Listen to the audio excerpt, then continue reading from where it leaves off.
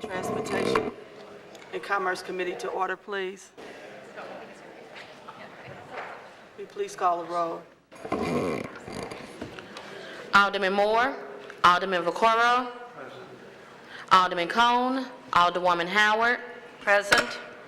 Alderman Muhammad, Alderwoman Middlebrook, Present. Chairwoman Davis. Present. 4 present, you have quorum. Thank you.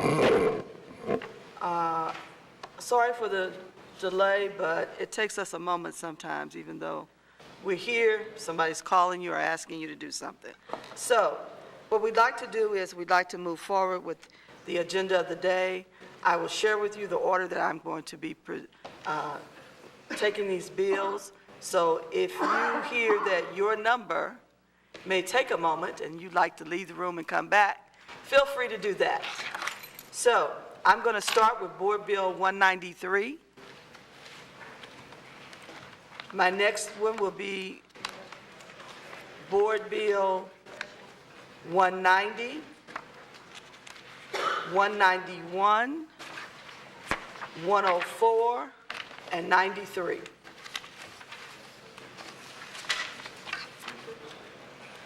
So what I'd like to do is have representatives for Board Bill 193 to come forward for your presentation. Please indicate for us, for the record, your name. If you're an employee of the city, give your title. If you are owner of a company, give that title. Yes, my name is Mario Pandolfo. I'm an attorney for the City of St. Louis, Associate City Councilor.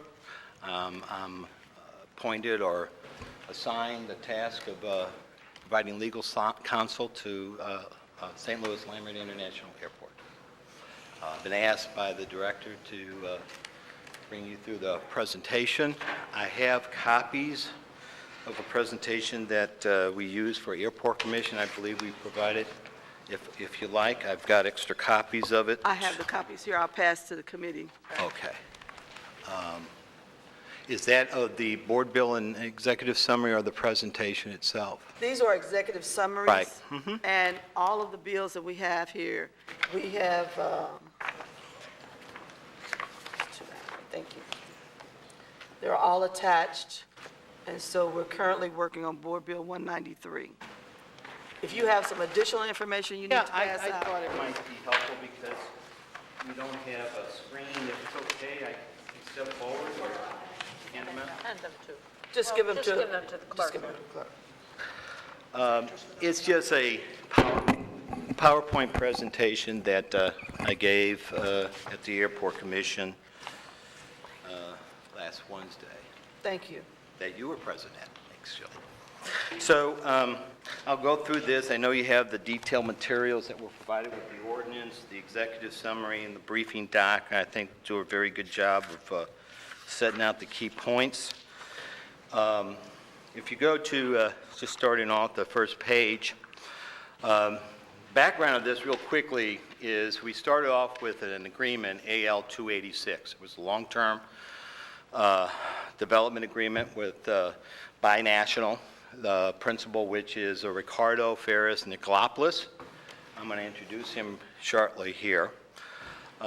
He's the person who promoted and was the controlling interest in the dual customs project that we're working on and have been working on. The agreement initially had an effective date of July of 2015. It had a term of 20 years with 2 10-year options. It had 3 phases that can be completed. The first phase is 3 years, followed by a 5-year and 7-year. And as we move forward, shortly within this, about a year into this, due to situation with the redevelopment, Binational came to us and we agreed to do a restated amended lease. This is the current lease that's in effect today. That's AL020. That's the next slide or sheet here. That agreement was dated 9 September of 2016.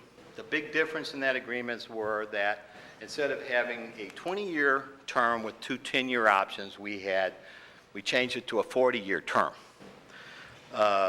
Substance-wise, not a big difference, but anyway. We also added about 3 acres to this, so it went from 61 acres to 64 acres. And it had, primarily due to what we call the Boeing utility parcel, which basically the deal was, if we acquired this, this will become part of your principal. It's a little piece that jets into the parcels that we own. So if we could get that and eliminate that obstruction, we would do so. And the phases were still 3 phases. The timing of those phases were still the same, 3, 5, and 7. The difference was primarily is the addition of about 12 acres. This allowed an area where some ramp could be done for the location of additional aircraft. We went forward with that restatement lease. And the current status is that in order to move forward with the difficulties with this site, Binational came and approached us with a proposal or plan for going forward. It was a new organizational structure, really a new team, I should say, a new financial plan, and a revised development plan. So we entered into discussions with them, with this new team. And if I can, real briefly, I'll introduce, I have Ricardo Ferris, just to introduce yourself and a couple of his associates are here with us. In order for us to have a complete record, they would Okay. have to come to the mic. Okay, If they, fine. please. Ricardo, so they can get your name and Good afternoon. let your title. My name is Ricardo Farias Nicolopoulos. I'm the president of Binational Air Cargo Terminal and the principal investor in this project from the day one until today. Okay? And we've been working very hard to do this for the benefit of the St. Louis City. We choose the city for the wonderful location of St. Louis in the United States and the Midwest. And then we bring the dual customs with Mexico, which is a very successful participation between the two governments in order to dispatch the cargoes efficiently and increase the security. And that's the reason we are doing this project, and we hope to conclude satisfactorily. All right, thank you, sir. Thank you, Ricardo. Thank you. So, in this next sheet, you'll see an organizational structure. And again, our deal and our agreement is with Binational, and this is really just showing some of the team players that they have brought in that for us was important and exciting because we know who these companies are and we know they can get things done and they have some real estate background, they're familiar with local issues. But we got Arco Development LLC, and the key here is that CRG Services Management LLC, which is owned 60% or more by Mr. Clark, who owns Clayco. Managing partner is Mr. Chapman, Larry Chapman, who has 20% control, and the primary person that we'll be dealing with here with CRG. CRG is part of this development agreement between Binational and Arco. They also have a service agreement with them. In essence, it comes down to this. They're responsible and obligated under these agreements to, and have the rights to do the development for phase 1, which will include putting together the scope of work, managing the project, negotiating the terms of this new restated lease, putting, most importantly, the financial package together, which I'll talk about a little bit later. That's the relationship between them and Binational. Importantly, too, though, CRG has the ability, upon completion, upon the closing on the financial package, they have the ability to acquire 5% ownership interest in Binational. They also have the ability, upon completion of phase 1, to acquire up to another 20% ownership. This kind of shows that they have some, well, they have a lot of input into this and obviously have a belief that this is a good project. Also involved in this is that Clayco has been designated as a general contractor for the construction. Brownsville International Cargo who was involved in the dual customs, is the entity that will be entering into a master lease for the entire Phase 1 area.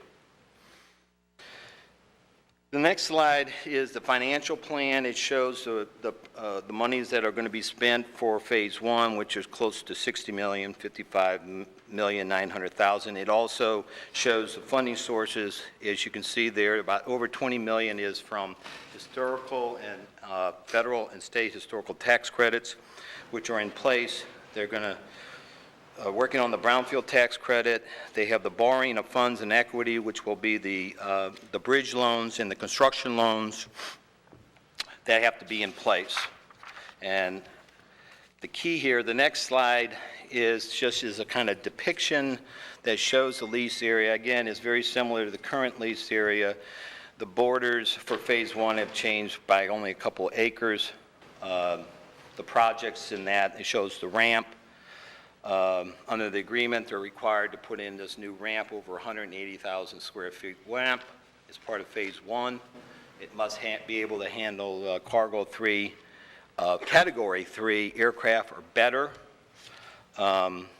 So the key changes, the next slide, demonstrate the key changes to the second restated agreement.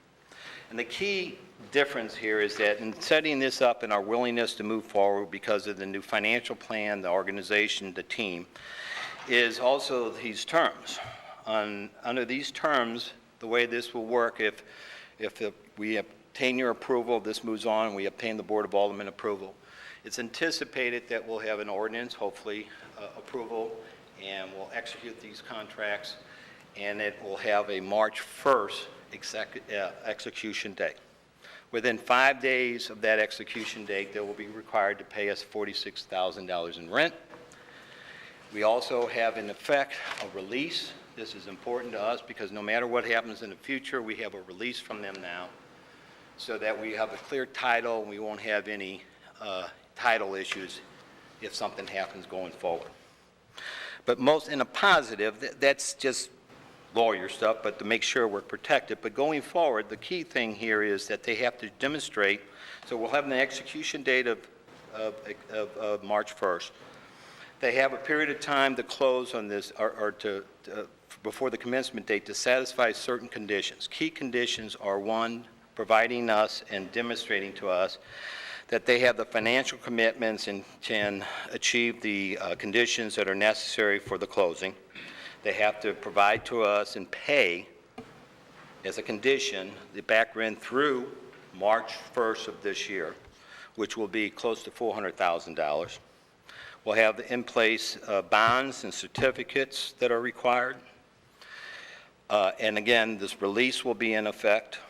So going forward, then, the commencement date, if they satisfy those conditions, the commencement date starts and they can start work.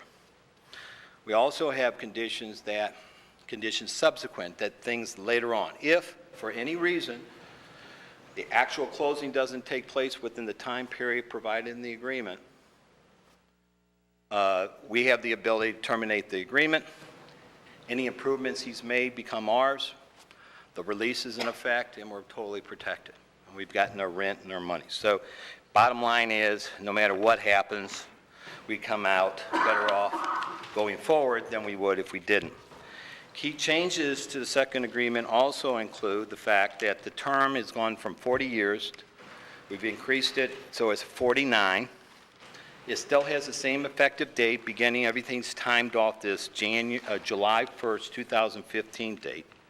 So in essence, they're really getting 6 years at it, and the reason we agreed to that is it's necessary for IRS tax rules, historical tax credits for these things to work, that they have that additional time.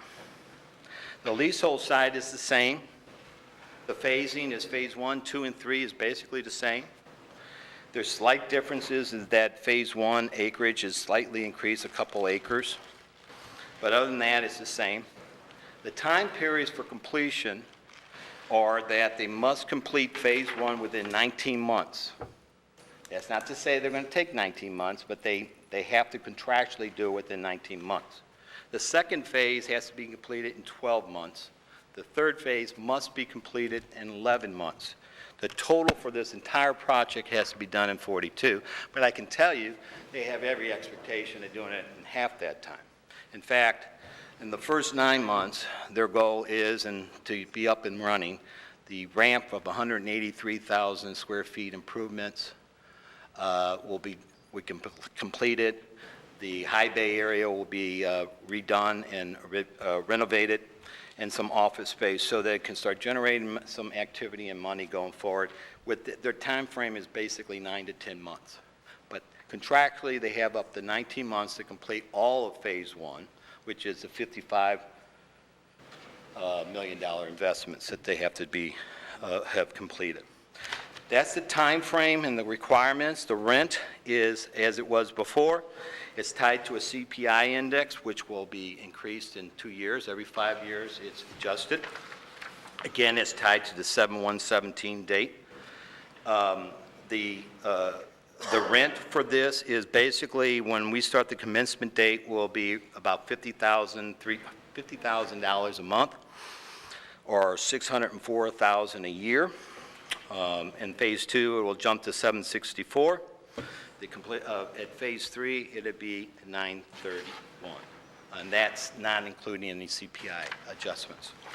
Of course, they are also required under our lease to pay the fees and use fees that they do, the fueling fees, landing fees, all the service fees that are generated revenue for the airport because of the activity out of this deal. So with that, hope wrapped it up. I know Rhonda has a couple of comments, and if you have any questions. So.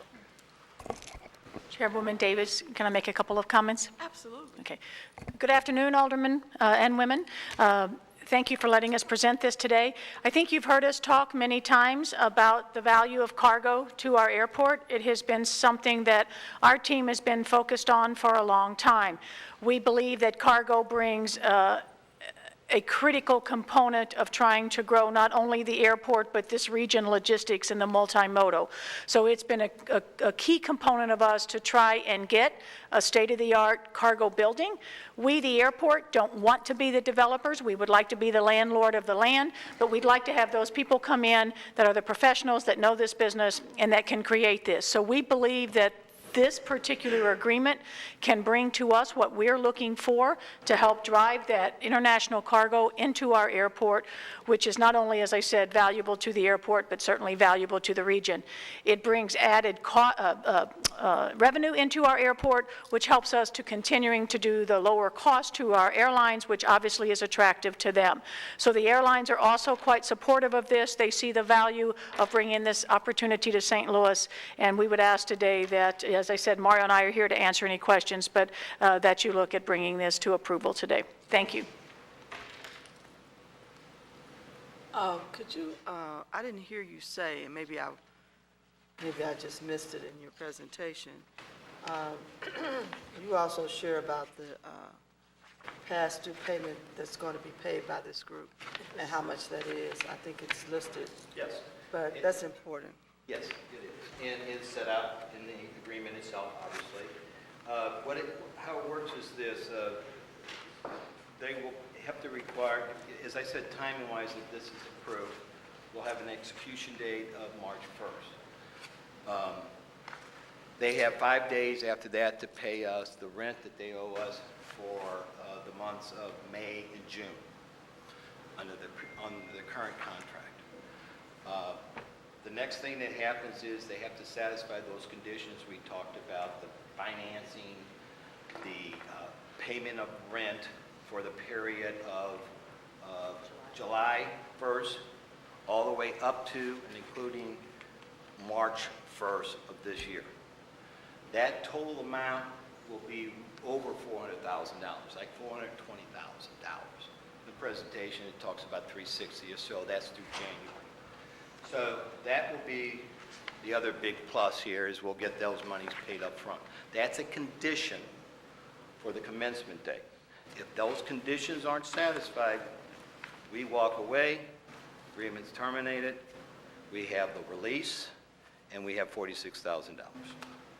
If they go forward, and everything belief is that's going to happen, and we're excited about that, Then the next thing that's going to happen is they're going to satisfy those conditions, and the commencement date starts, so they can start making these improvements. The big key for us is they're going to get into these buildings 1 and 2, and they're going to be spending millions of dollars cleaning up those buildings' environmental issues. Probably in phase 1 alone, they're going to end up spending something like $8-9 million doing nothing but cleaning up environmental issues. So they're going to get in there and start doing that. The other thing they're going to immediately start doing on that we're excited about is the ramp. So in the end of all this, the next thing that has to happen is the actual closing. If that closing doesn't take place, the city, at its option, can terminate the agreement, say thank you for cleaning the building up, thank you for those improvements, and thank you for the rent, and thank you for the release, and we walk away. Again, that's not what we believe is going to happen, and we don't want to happen, but what's going to happen is they're going to complete phase 1. We're going to have this cargo facility, and we're going to be on our way to something that I've been at the airport 20-some years working on trying to make this happen. And so we're excited about it. Well, the reason I needed that explanation was because I wanted to eliminate some of the why, what, if, when, what about them, and, and that's very clear that this agreement is pretty airtight, and it's about business. We intend to have business. If that is not what's going to happen, because we've been through this before, Exactly. It's an easy exit for us, okay? So I do appreciate that. What I'd like to do now is to go through the committee members to see if they have any questions, or any other aldermen have any questions. I am going to have a time limit today, though, so we're not going to be here until 5 o'clock. We would support that, thank you. Okay, yeah. So I'd like to go through the committee members first and do a couple of minutes for each of us, and then share the time with our alderpersons, other alderpersons that are in the room, and then we'll come back, and if there's anything that's outstanding that needs to be talked about, we will do that. So let's start with Alderman Vaccaro. Yeah, what was the original first date of their contract? It is July 1st. That's what I had, of 17. I got 17, but, Well, July 1st, 2015 is AL 286. September of 2017 is the second restated restart. and they owe us, they've missed payments then? Well, during this process, they made their rent payments. Just so everybody can. During the process, they made the rent payments, but then in the January, February, we had concerns about their ability to complete the project because the timeline was coming up for deadlines, and obviously they weren't going to have it completed. There were issues and problems that we understood, but the bottom line was we didn't have, we had issues. So we didn't, at that point, we stopped approving their tenant construction apps, and we started protecting ourselves, and we weren't going to allow somebody to start going forward with some partial or unsatisfactory type improvements. We wanted to make sure that it didn't make sense to us to proceed. So we entered into this period where obviously they didn't have rights. We didn't allow them rights in that lease period. So obviously they didn't make payments. We agreed not to exercise any legal rights as we discussed this matter and see if we could come up with a way of making this move forward. And we set out some very stringent conditions for doing so, the financial, the team, these issues. And this is the process we started. And as part of the process we negotiated was to make sure that, in fairness, that if we move forward on this, that initially I wanted to make sure we got that rent for up to the July date. Why that was important to me was that was the drop dead date. And so in fairness, I thought we should get that no matter what up front. Then if we're able to move forward, if they're able to satisfy the conditions, part of the conditions would be to make the other additional revenue payments to us. And obviously, that's supported by the fact that now that we're moving forward, we have a new team, we have new financing in place we know of, and we have the certainty, and we're willing to start approving tenant construction apps and working forward. Obviously, we want our money. And Alderman Vaccaro, there was 10 months of payments made in that year that they were required to start making payments, even though the facility wasn't complete. That was part of the original agreement. They did make those first 10 months. It was just shy of $25,000 a month. So we did receive all of that. It was at those last 2 months of that first year as we started talking about whether or not we were going to cancel the agreement or whether to work through a new one, that the payment stopped while we worked through that process. Well, whose responsibility was it to bring it up to whatever standard it needed to be at? I'm sorry, Was it the airport's responsibility to bring it up to whatever you were saying, or was it their responsibility? bring up what? Well, I mean, you were saying that during the first 10 months they paid and certain things were not met. Was the airport not meeting what they were supposed to, or were they not meeting?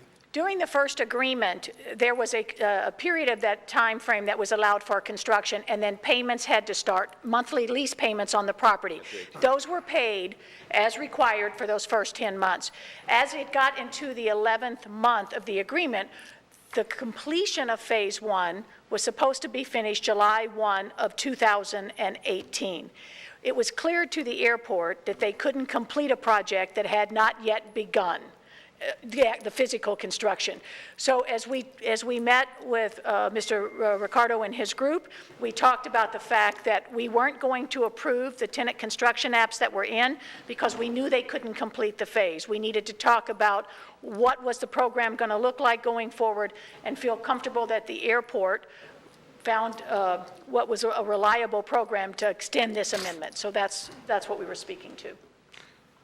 But, and I guess I'll move on from this, but they're the ones that are supposed to be doing the building, right? Oh, yeah, absolutely. And they paid their rent for 10 months, but never even started the building. That's correct. There was a lot of challenges. There were a lot of things in the building that they had not discovered initially relative to the cleanups. They also, during that time, have applied for both historical and Brownsfield tax credits.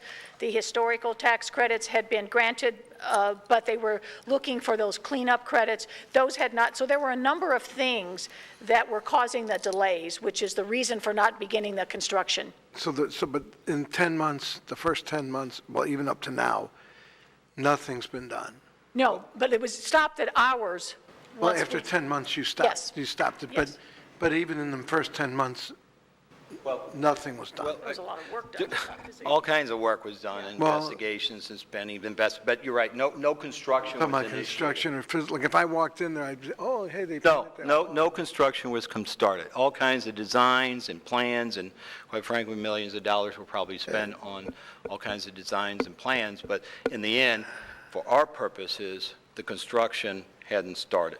So that's why we sat down with them and came up with this program because of the team, because of the financing that's now in place and the team in place, and because of the way the terms are designed to ensure that we get completion. And if not, it's just a win-win for us at this point. We get, importantly, a release, and we don't have a bunch of litigation and all the rest. So going forward, we're excited again, primarily because we think for a number of reasons that the team that they have, the financing they have, we're excited that we think things are in place to move forward, and we made sure that we have provisions to protect the city to ensure that that happens, and if it doesn't happen, that we come out ahead.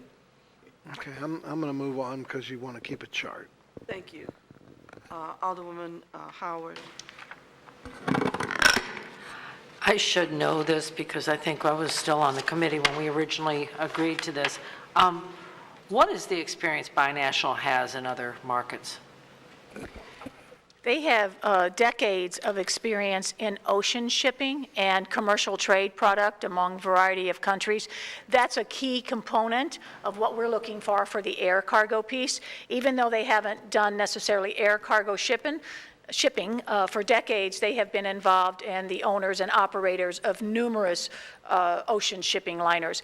But more critical to that is the connectivity that they have worldwide for trade and bringing trade into the partners that they know and the connections there. Because one of the things, as I said, this isn't necessarily domestic. This is to help the international trade front all around the world and bring that cargo into St. Louis and then disperse it to other multi-modes here in the region. And I might add quickly, too, is when we first relationship started with Ricardo, it was through the dual custom aspect. And refresh my memory. yeah, the dual simply on custom the is dual custom. something, a dual customs agreement that we have with them is separate from this. And basically, it's an agreement that says that we'll work together to try to bring a pilot program here at dual customs. The key to dual customs is if you get it, and we'd be the first in the United States for air cargo to get it, is you have the ability to clear Mexican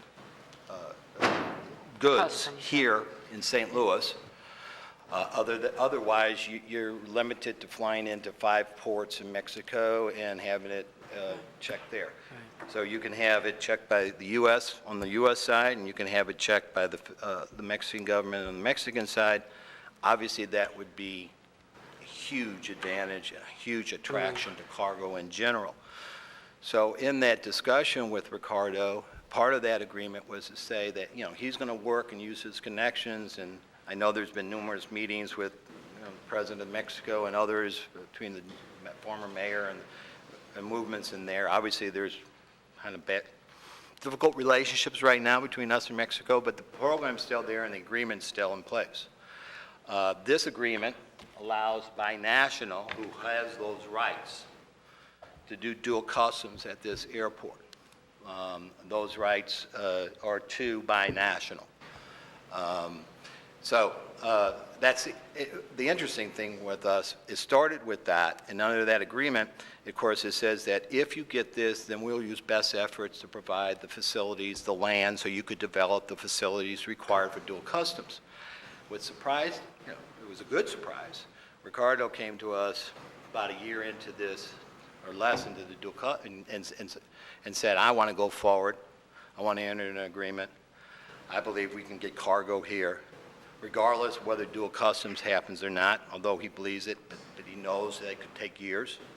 But he wanted to go forward because he believed he could bring cargo to Lambert. So that's what started this agreement. But as of now, we have no cargo, international cargo. No, we haven't started. It is important to note that this is one project. We do have cargo at St. Louis Lambert International. But we're not an international hub. Well, we do have international cargo today and some of the stuff that comes in. So we get chartered aircraft that come in internationally and they clear, but this is a separate project. The other piece of that project, even though we talk about the dual customs with Mexico, that doesn't mean that the international cargo would be limited to only Mexico. This is a broader look at international. And Mr. Nicolopoulos would have those contacts to make those. Yes. And now with this modification of the corporation or the agreements, we've added builders, we've added other investors. Our agreement is with binational. The package that we have here and this demonstrating is simply informing you all of the people, the team he has, yes. Okay. But our agreement, of course, is with binational. And CRG stands for? It's a Clayco Resource Group, Okay. I believe. But they changed it, so they just use the acronym now, and they just say CRG. But it's a subsidiary of Service Clayco. Management. Actually, it's a limited liability company on its own. Okay. It's used by Mr. Clark for real estate transactions. Larry Chapman, who's well-known, is Share the with our principal. committee that that's normally how we do development. Yes. We set up a separate LLC Yeah, it's for very each typical. project. Yeah, it's very typical Okay. operation. And then, I guess this, I hope, don't take this the wrong way. As far as our cost per square foot for the rental, we've done due diligence on Oh, that? yes. It's a very good rate.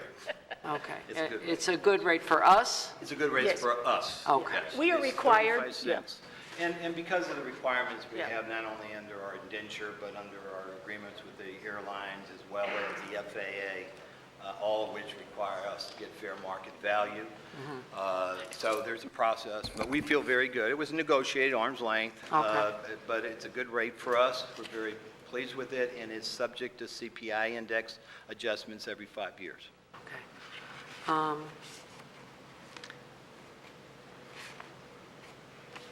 There was another.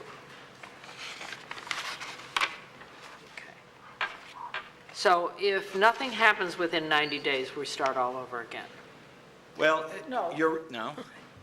What'll happen is what happens is that the clock starts with the execution date, which we anticipate be March 1st. I'm sorry, March 1st. Then, under the agreement, they have a time period, as you say.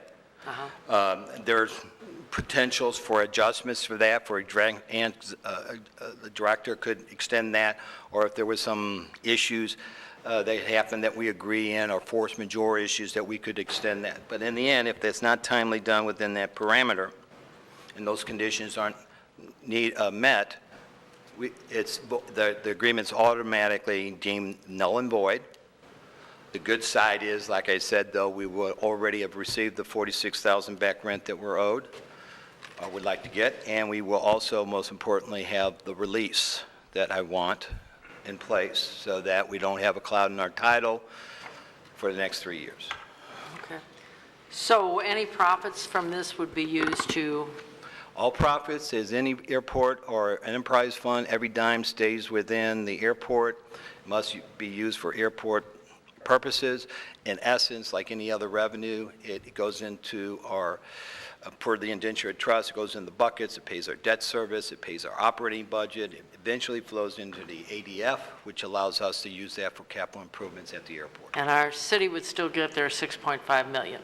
And the city just helps pay that bill. Yes. Okay. That's all I have. Okay, thank you. Yes. Thank you. Alderwoman Millbrook? I have no questions. Okay. Do we have any questions from other alderpersons that are here? No one? Okay. Let's move forward.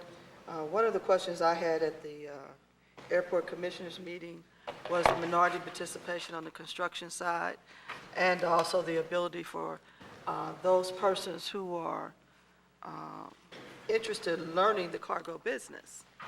That, to me, is very important.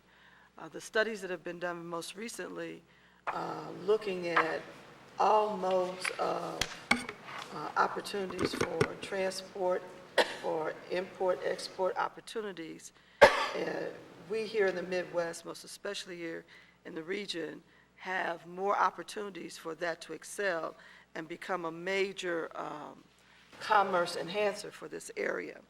So I was excited when I saw this particular project, and then I also knew that the construction side of it, that company already had some things in place in order to train people in the construction field.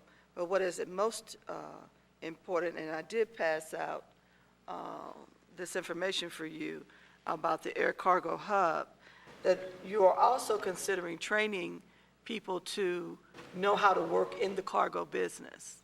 And for me, that means a lot, because we just don't have that opportunity. We don't have that real opportunity here, most especially for any minority group, whether it's women, black, Hispanic, or whoever.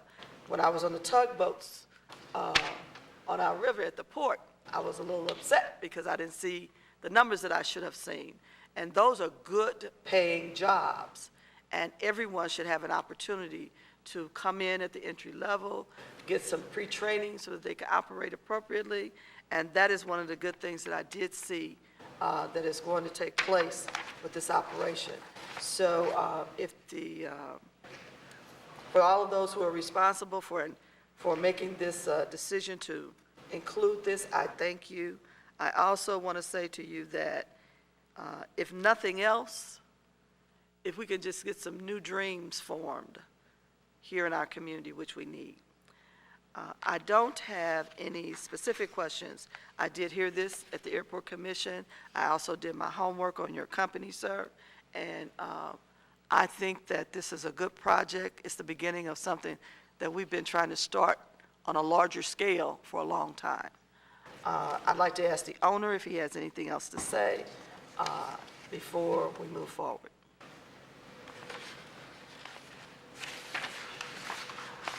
Sure. What I can say, ask me.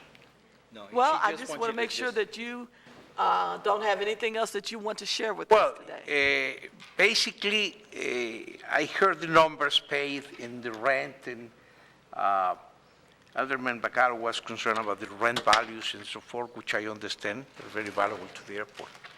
But you have to know that we spend and invest $5 million in developing this project. This project doesn't came as a natural project. It has to be developed from the scratch. And when I first proposed to Ron DeHam, the director of the airport, to do an international air cargo hub, is because very few air cargo hubs could compete in the United States like that. Normally, our terminals devoted to one carrier, FedEx, UPS, DHL, and they concentrate, they take the money, and they don't share anything other than the rent and some expenses. This program implies to open the gate to all the air cargo companies in the world. Okay. Now, the interconnection of Mexico and St. Louis is very important because Mexico is the biggest partner of trade with the United States. The NAFTA numbers has proved that. So a lot of air cargo has problems, to be clear, in Mexico, delays and very highly cost. This program, I developed that during the administration of President Bush, and we achieved to create one in Laredo, which is working. I did that. And another one in Brownsville, who has been devoted right now to fly the illegal immigrants back to their homes. We are doing that. Then I set up 7 dual customs in the road on the border of Texas. Okay? Now, to bring this to St. Louis is a major opportunity because St. Louis is extremely well located in the Midwest. Within very long, short range, we can cover 170 towns distribution. International cargo from Asia, from Europe, can come here, clear the part of the United States and go to Mexico and vice versa. I have another income, which is very important to this project. I've been 45 years in the transportation business. I'm a very well-known ship owners in Greece and Mexico and all over in the United States. But this is not enough. I partner with the largest logistics company in Asia, which is CJ. CJ is going to operate the cargo hub and is going to bring tons of cargo. And this represents monies and opportunities. Regarding the training of the program, okay? I propose that from the first day when I met Congressman Clay in Washington, because I request his support for the dual customs with Congressman Cuellar, which was the head of the Homeland Security at the Congress.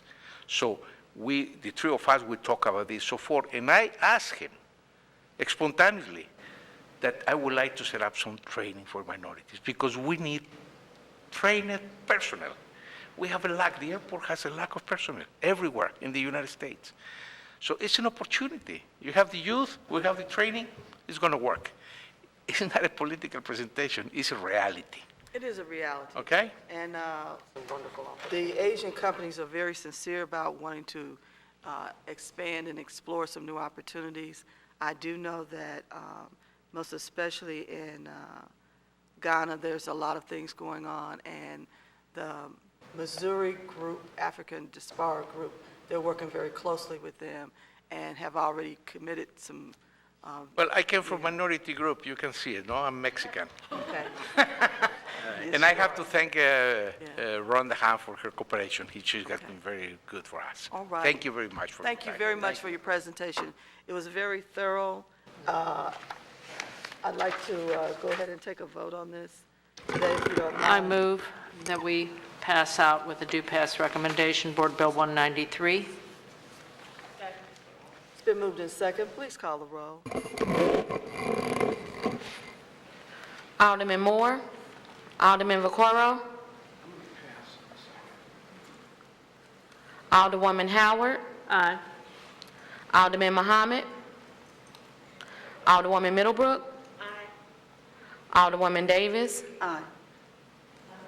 Alderman Moore. Alderman Vaccaro.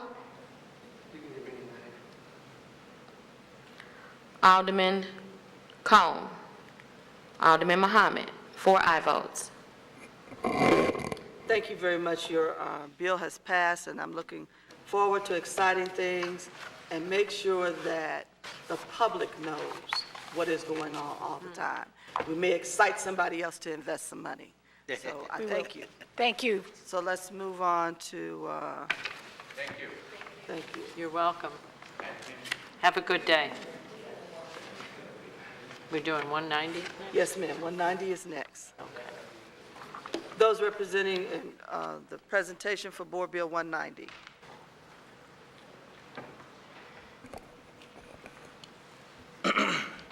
Good afternoon, Committee Chair and Transportation and Commerce Committee members. My name is Antonio Strong. I'm the Airport Deputy Director of Finance Administration and a City of St. Louis employee. This proposed board bill is requesting your authorization to move forward with the expenditures on the 7 projects or vehicles that are listed on Exhibit A in your package. The funding source for these projects includes about $5.4 million from passenger facility funds and $588,000 from airport development funds. Approximately a year ago, we submitted an application to the FAA to use $5.4 million of passenger facility charge funds for these projects, and the application was recently approved in November. This is the second successful application we have received after we initiated our 5-year capital improvement plan in fiscal year 17. At this time, we respectfully request your approval of the board bill for a public works and improvement program at the airport. All right. Well, let's go directly to questions from committee. Alderman Vaccaro. I don't have any on this one. Okay, thank you. Alderwoman Howard. No questions. Alderwoman Middlebrook. No questions. All right. I don't have any questions because I've already heard this too. So, Make a motion in case Second. in previous role. Second. second, hear no objections to previous roll. Board Bill 190 is moved out of committee. Thank you. Now, our next one is Board Bill 191. I'm assuming that you are presenting on that one as well. Yes, ma'am. Again, Antonio Strong, Airport Deputy Director of Finance Administration. I will present Board Bill 191. This is an annual request per our bond indenture and the airport use and lease agreement with the airlines. We are required to perform this annual $13.7 million transfer from the Airport Debt Service Stabilization Fund to the Airport Revenue Fund. This is to help us maintain a healthy debt service coverage ratio of about 1.25 or better and to mitigate our rates. Prior to requesting this approval, this request was shared with the comptroller, and it was also shared with the Airport Commission recently and approved. The debt service stabilization balance or fund has a $26.9 million balance as of June 30th, 2018. We are required to maintain 35% of our current debt service payment in that balance. That balance right now is, if you do the calculation, it's about $22 million. So we have a surplus of about $4.1 million in that account at this time. But at this time, we would like to respectfully request your approval for this annual transfer. Who requires you to keep that percentage? The bond indenture. Okay. Is it supported by any other government entity that oversees your airport finances? Well, so, You say supported. yeah. I'm not sure what you mean. So you have our process here with committee, Right. but you also have a lot of reporting that's done with FAA. And so I'm wanting to know, are they also making sure that you are following those process and procedures? No, they're not involved with this particular piece. The bond counsel obviously pays very close attention to it, and then, of course, it goes through the legislative process of the commission, this board and ENA. But from the FAA's perspective, that's out of their realm of their responsibility. But they are reported to. I've seen the reports where, coming from the bond, that information is Oh, reported. absolutely. Yeah. Absolutely. That's all I'm saying. Oh, yes, That- I'm sorry, absolutely. So, because they have to know that the airport is not in trouble, because that's a total disruption of the entire United States of America. And obviously, the annual audit, which is performed by KPMG, our outside Right. auditors, this obviously is also part of that as well, which the FAA takes a look at the audit each year to see that our outside auditors agree that we're running and using the money wisely and efficiently. And this is also shared with our credit rating agencies. Our credit rating agencies are very familiar with this process. Just helping to share how oversight is done. Okay? Any questions, again, on Board Bill 191? I'm familiar with it. Okay. You okay? So, will you please call the roll? Well, Do I have a motion? And 191, get the pass recommendation. Previous roll? Well, we need to get a second and then previous. Second. The previous. Previous roll. Okay. Hearing a first and a second and a previous roll call, hearing no objections to previous, Board Bill 191 has now passed committee. Thank you, committee. Thank you. You're welcome. Good seeing you. You going to do Port Authority now? Yes, ma'am. All right. Okay. So next is Board Bill number 104. Representatives for that bill, please come forward and make your presentation. Hi.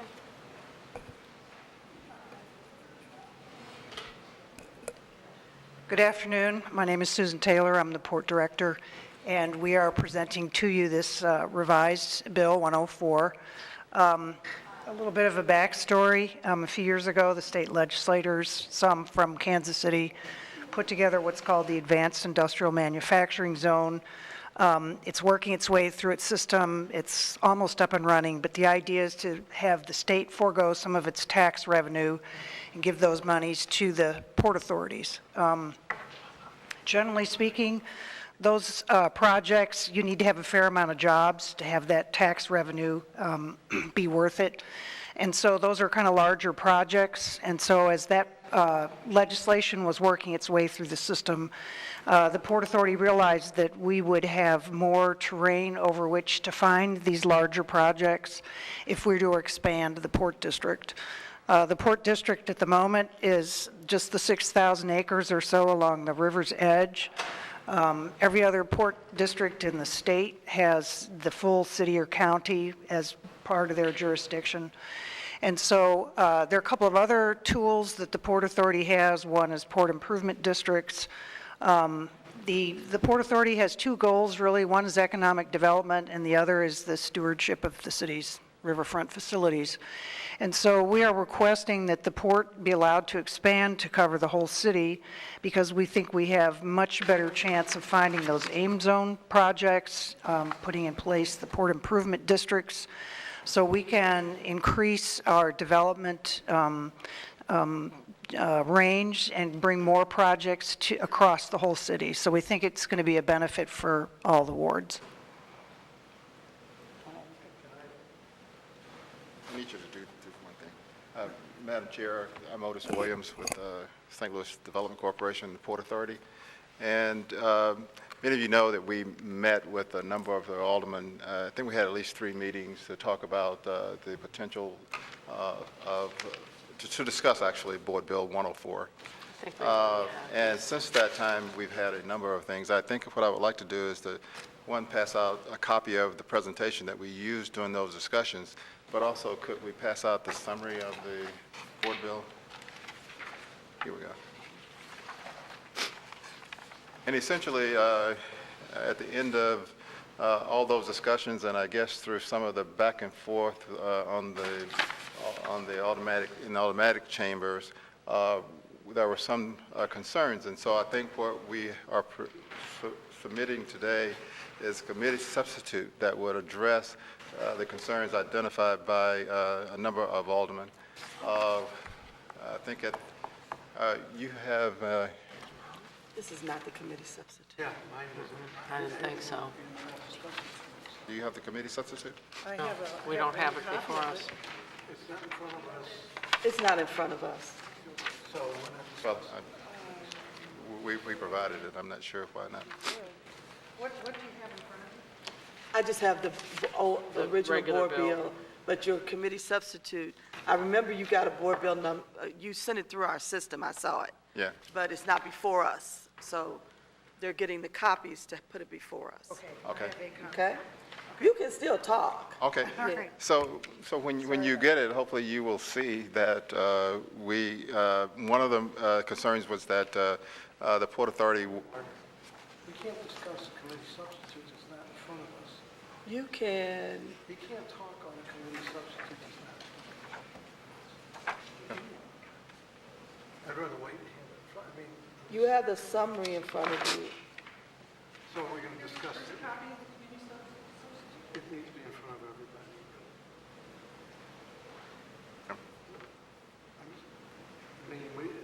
I mean, I'm willing to wait. I just want. Oh, we can wait.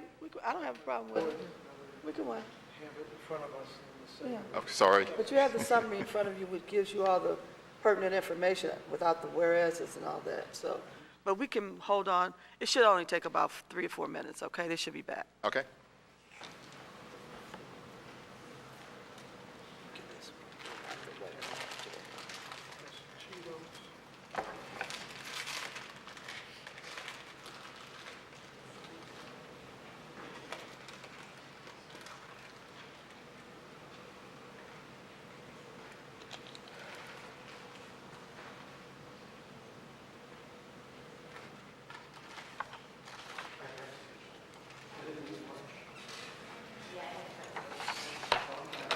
No, we had our Martin Luther King program at SLU today. Yeah, and they awarded all of the African-American elected officials for the city and the county. Oh, nice. In every little municipality. It was 183. Yeah. Martin Luther King III spoke. The grandson. Yeah. How old is he? No, this is Martin Luther King's Okay, son. because Daddy Yeah, was yeah, junior. was Okay, junior, yeah, Okay, yeah. okay. So he I spoke. forgot, yeah. Wow. Yes, sir. We should make a motion to put the committees up from this for discussion. Right. Technically. Yeah. So I mean, when we should take, I'm not trying to do whatever, but I just know that we can't, so maybe we'll argue if they watch this tape that we did something we shouldn't be doing. I totally agree. Okay. And that's what we're going to do. Okay. And I'm eating Cheetos only because I'm diabetic. And you need to You do need to better. get something to He eat. didn't And eat. I'm starting to fall over on the first one. Yeah, that's just not good. You need to not put, you need to do your job. And you got a refrigerator, you need to keep healthy snacks in. I keep snacks in my Do you? Okay. Healthy. Healthy. Key. No, You get near that boy.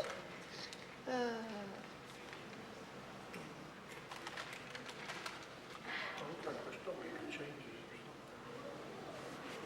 Well, I think that they tried to please everybody in the best way they could with all those meetings that they had on this 104. If you want to go on to the And next, half the time people didn't show. Nah, because we may never get back. I said we may never get back. What's that? Never get back for what? He said, did I want to move on to the next bill and come back? No. No, I need to get this out the way. Keep the order. But I should stand up because my knees are bothering me today. Your circulation going. Yeah. should we take a break while we're doing this? I'm gonna stand up. Let them take the camera, turn the camera off for a minute? Come on over. They're still filming. I'm trying to get Muhammad to come on over. Don't have him come over. I'll look like I'm dressed down. He's always dressed up that's sometimes. okay. Nobody care about And I that. am dressed down. I didn't. Oh, I think he stopped. I said 3 or 4 minutes. Oh, okay.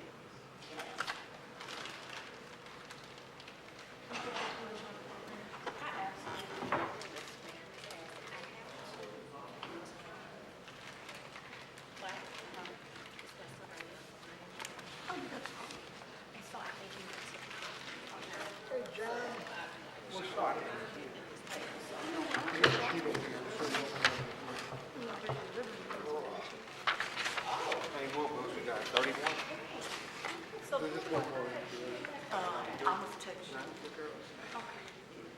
Which I'm gonna- No, you wouldn't get it. Oh, yes, stay right. Yes. I think about it there. So I got kids, and I was like, I want to make sure that they get some. So everybody has a copy now? Thank you so much.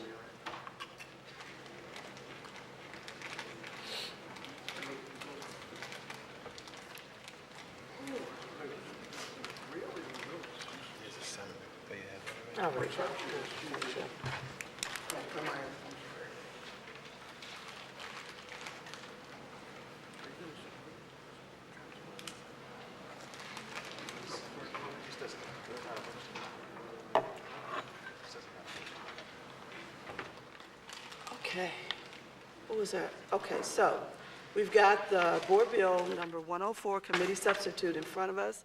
Do I have a motion? Yeah, it makes a motion for discussion purposes, we took Board Bill 104. Second.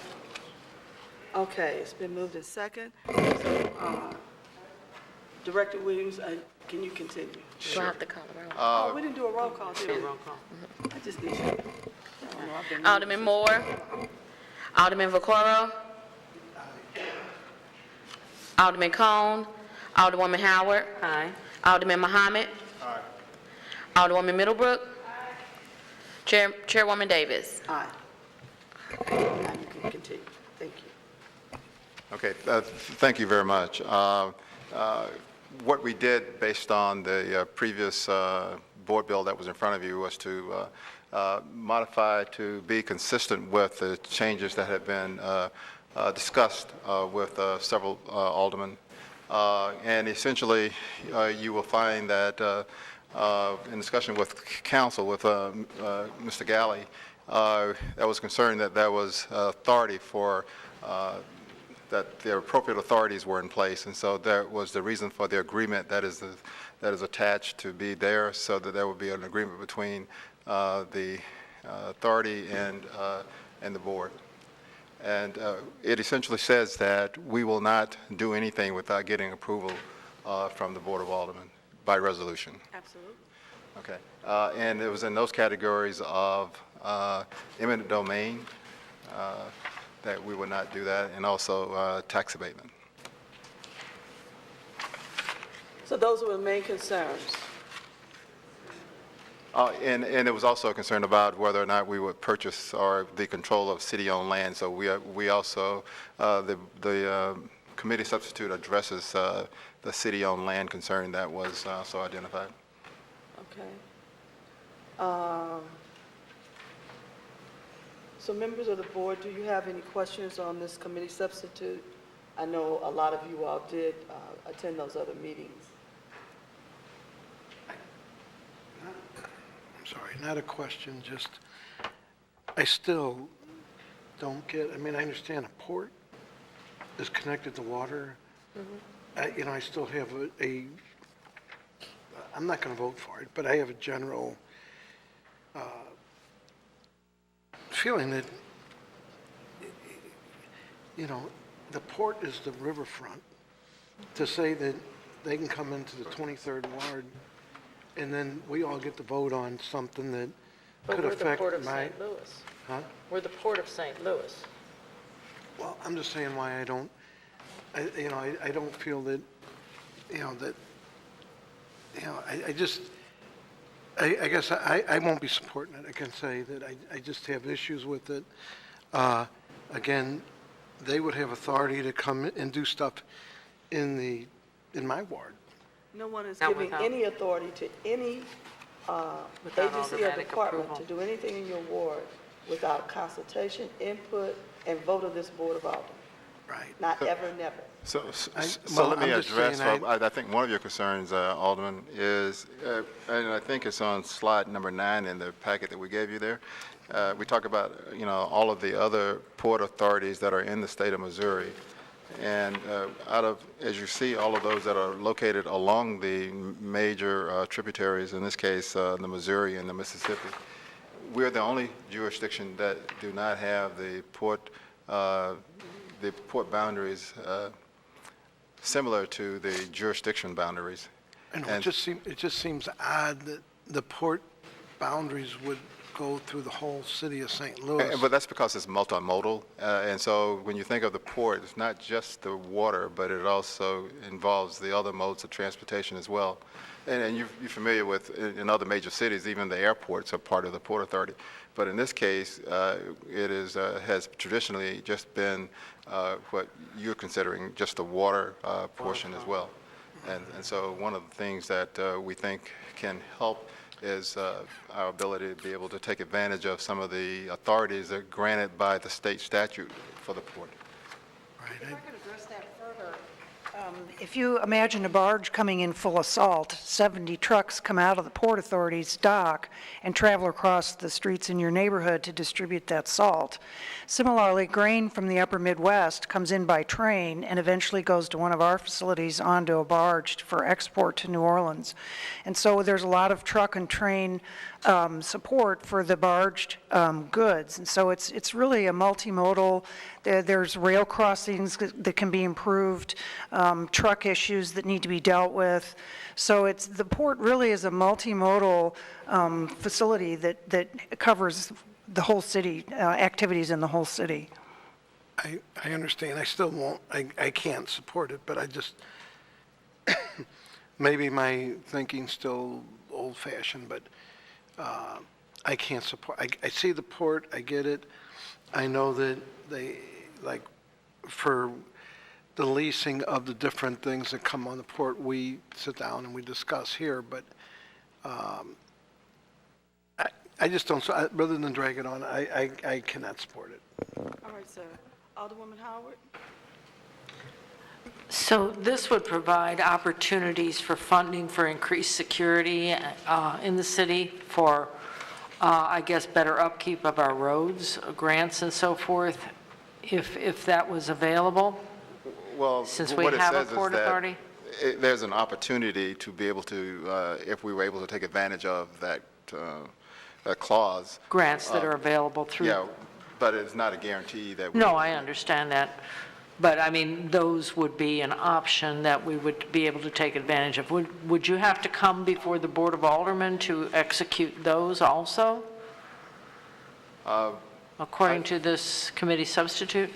No, I think there are actions that are still within the authority of the port.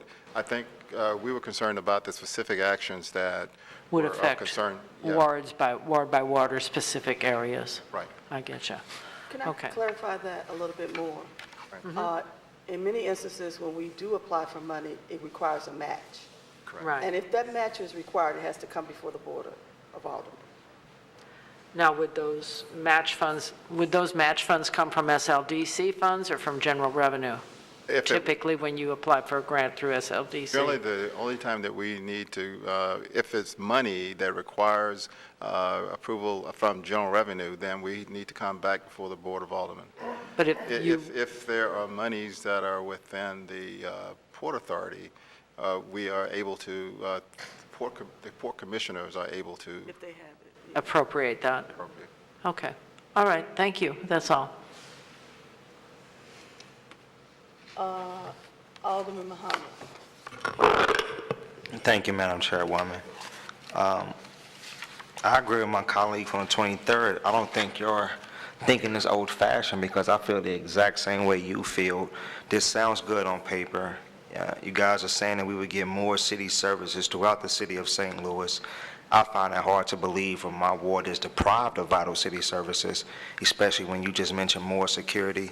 I don't think that my ward will see more security. And my question is, realistically, and I want the straight-up, straightforward answer, what is the reason why you need to expand the Port Authority besides qualifying for more state and federal grants? Doesn't mean we're going to get it. What is the real straight-up reason? Well, that was really the reason. We started working this when that particular state statute was approved. And So why do you need more state and federal grants? Why? It provides us an opportunity to help with the city do a lot of other things. And so one of the things that if we were able to get more monies, what we do is we try and find grants that will then allow us to be able to leverage the funds that are available and then support other efforts in the city. Right now, we do that along in the second ward and those wards that are located right along the river.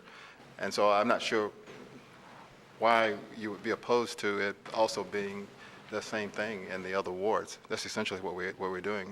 We would like to be able to do what we do in the second and fifth and the wards that are along the river. So basically, you're saying it would help you develop more Yes. by expanding the Port Authority? Correct. I mean, there's an opportunity there. If there's a major corporation that's locating, and the driving vehicle for this is that AIM opportunity to get state funds to come into the city where they otherwise would not be coming. That's the real opportunity there. Yeah. Do you have that opportunity now with SLDC and the various fractions that exist under SLDC? Only in the current Port Authority location. This is only effective in that area, but it requires redevelopment. You know, in the case we are looking at potentially at P&G for Procter & Gamble, which is located in the zone. If they were to expand, this would be an opportunity for us to negotiate this particular vehicle with them to try and get more state funds available to us.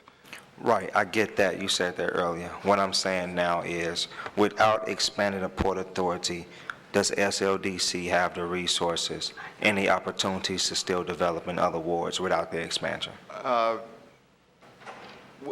Yeah, what we do is we look at other tools. In this case, we work with potential developers to be able to do it. We do not get funding, if you mean from the city of St. Louis, we, SLDC.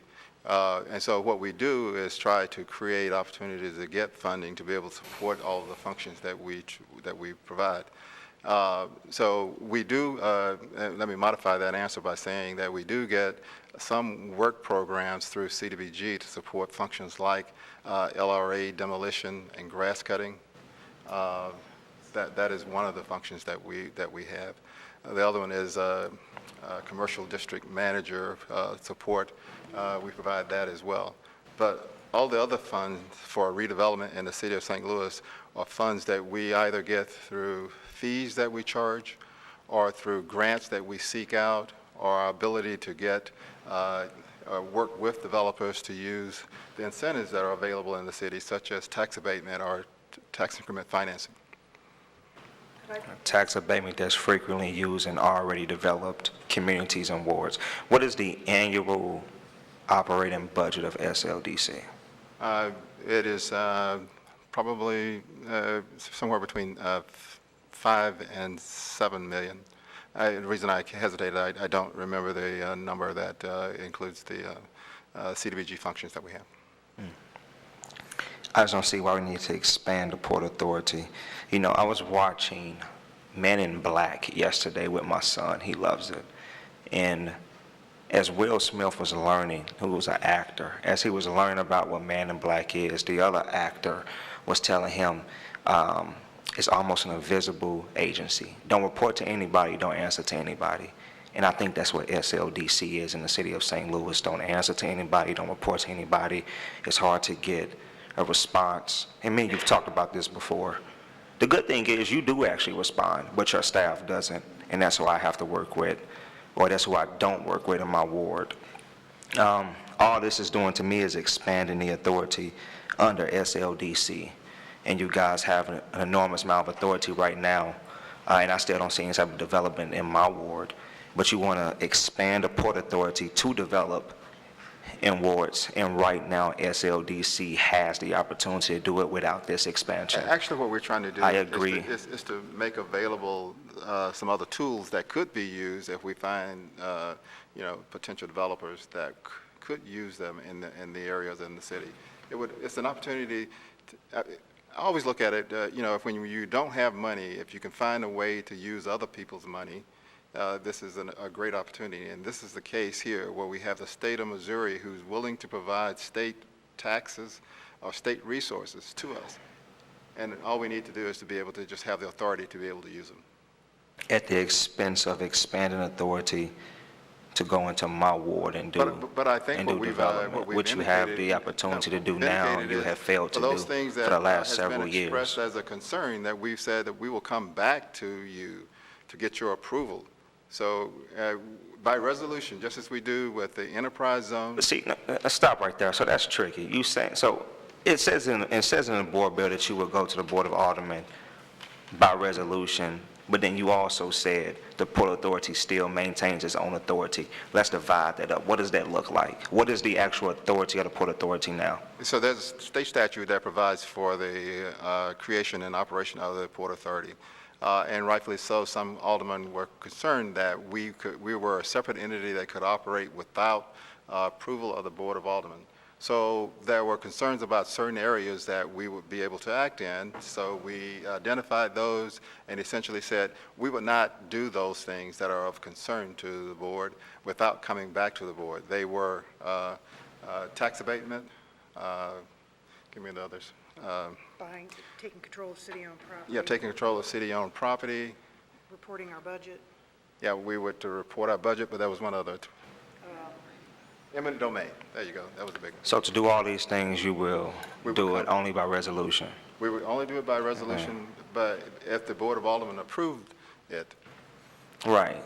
And most likely it will, because we pass tax abatement bills all day long here in the Board of Aldermen. Again, that's already been awarded to develop communities, especially in South St. Louis and in the Central West End.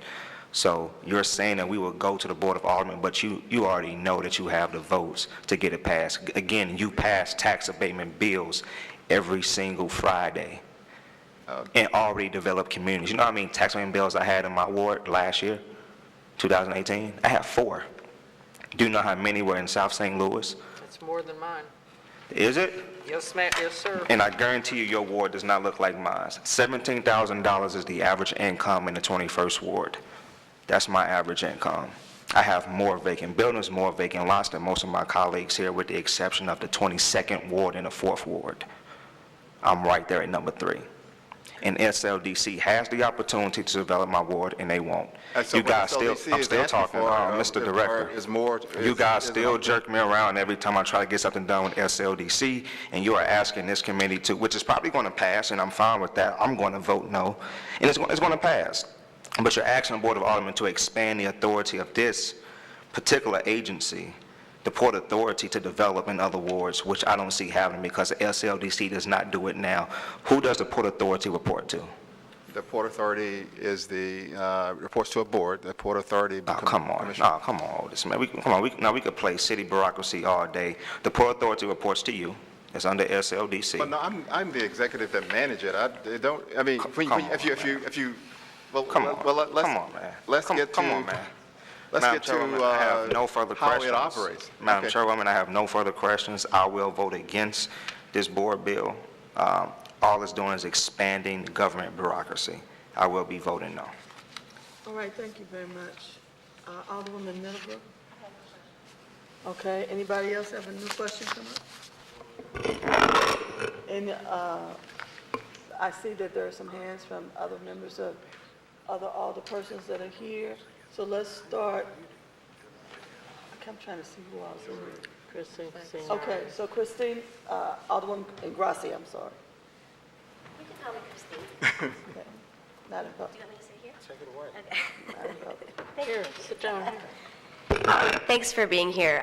We've talked on the phone a couple of times, so I just wanted to clarify something that I think this is, I'm hoping that this is well-intentioned, but I think we all agree that there is no real legal ability based on the state legislation, enabling legislation that, gives this grounds if it was challenged or if for some reason the city or SLDC either decided to not move forward in this regard. There is an enabling state statute that does give give the Port Authority the eminent domain and tax abatement power. And so I've reached out to several state legislators and some practitioners here who help developers move special taxing district bills forward, and I'm hoping that you guys are having similar conversations, because we really need to change the state statutes in order for there to be, I think, a more transparent and accountable process that allows local governments to have, I think, the power that our residents would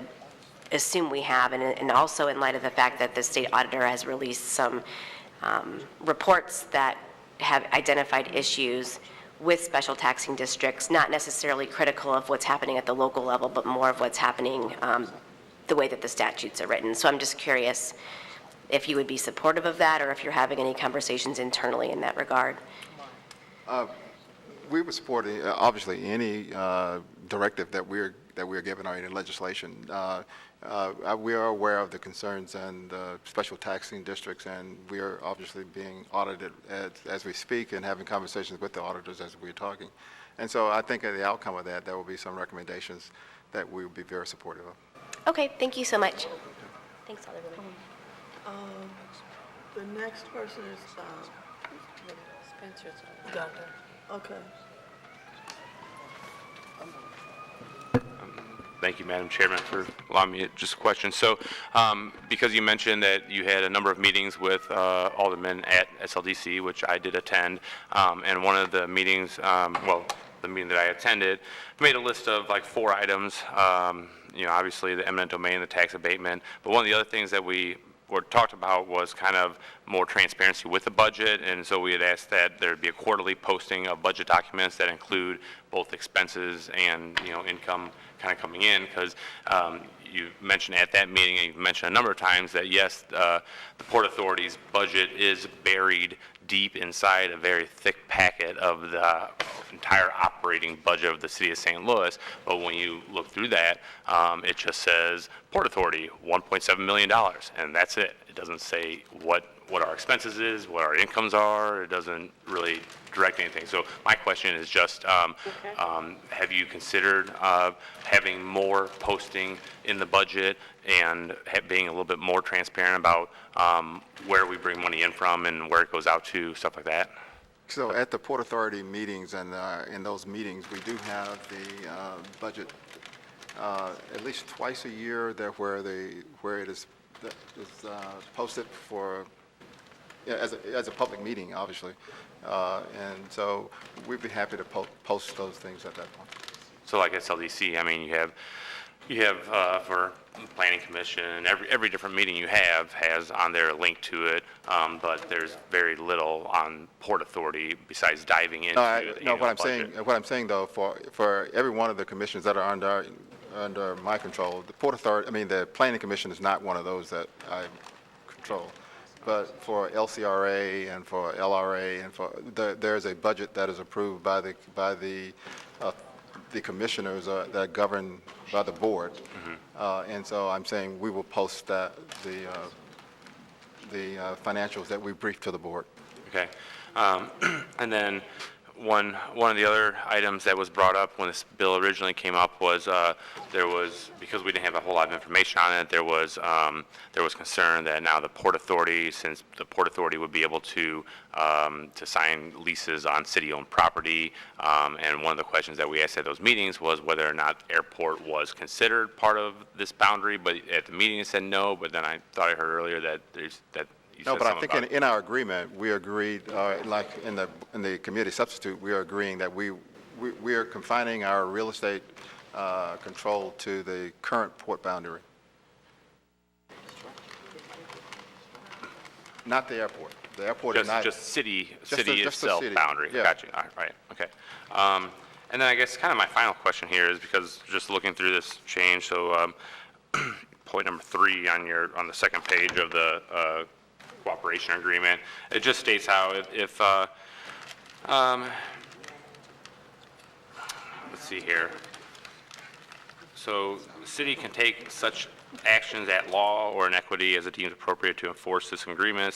If the city prevails in such action, SLDC will promptly reimburse the city for any costs and connections within. So that leads me to believe that it would be possible for somehow a tax abatement or a eminent domain to get directed to be done and not go through the Board of Aldermen, and then it's up to us to come back and sue to say, wait a minute, you're supposed to go through us. So like, how can you add some sort of strength to that? Okay. Yeah. So, I'm Mark Grimm with Gilmore and Bell, and Mark. so, hello, and as you know, the question was raised at some of those meetings was, you know, what's the legally, what's the method by which to enforce an agreement with a separate political subdivision? And so what we came up with was this cooperation agreement, and none of the SLDC employees would take any actions without approval of the Board of Aldermen with respect to these 4 items. And so what this paragraph that you're referring to says is that if they were to attempt to proceed with a tax abatement, present a tax abatement proposal to the Port Authority without the Board of Aldermen approval, then the city could, it says that law or inequity. So what the city could sue St. Louis Development Corporation to stop their employees from providing services with respect to that item to the Port Authority. Okay. And then SLDC, if the city wins, SLDC would have to reimburse you for your legal fees and any other costs. Mm-hmm. Which, so kind of my point is just like the whole fact that that's in there kind of leads me to believe that, yes, it is still possible for SLDC to do a tax abatement or an eminent domain without the approval of the board. And if they do it, then we can go ahead and sue them, but that's... You can, so the Port Authority, as I think Alderwoman and Gracia pointed out, has statutory authorities to do things, and without action by the Board of Aldermen. And so this is the best thing we can come up with to say, okay, well, the staff, the people who really do the work over there, won't do any action without your approval, and if they try to, you can sue them to stop them. You can get an injunction to stop them from moving forward with the project. Okay. That's the best we can come up with. Yeah, because I mean, essentially, it's not putting it in the bill itself, because I guess that would be against state statute. Yeah, the problem is you got 2 separate political subdivisions, and so you can have an agreement with the nonprofit corporation, with a separate corporation, but not the political subdivision. Okay, thank you for the clarity. Thank you. Thank you, Chairwoman, that's all. Okay, any other alderpersons? That's it? Okay. So, just lost somebody. Oh, You lost 2 people. I lost both of them. Where did they go? He said he wasn't feeling well. That's his favorite trick. And I think John will have more to take care of him.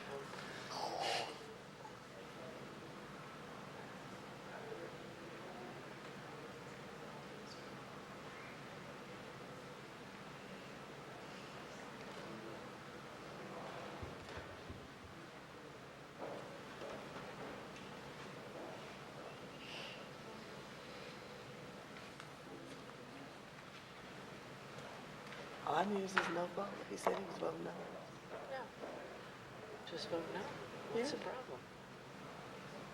Do what you're going to do. Say what you're going to say. Still fine. Probably Do neither what you one of say, them are say coming what you- back. I know.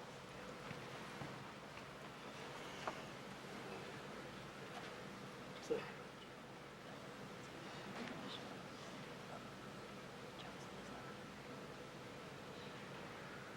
we still got enough bill. How many are on this committee? I 7. can do that. Yeah, good. I need 1 more person. They said they don't want to come back. So do I adjourn? I guess you could. We have lost our quorum for today, and so this bill will be heard again. I will schedule a meeting next week. Meeting adjourned. Okay.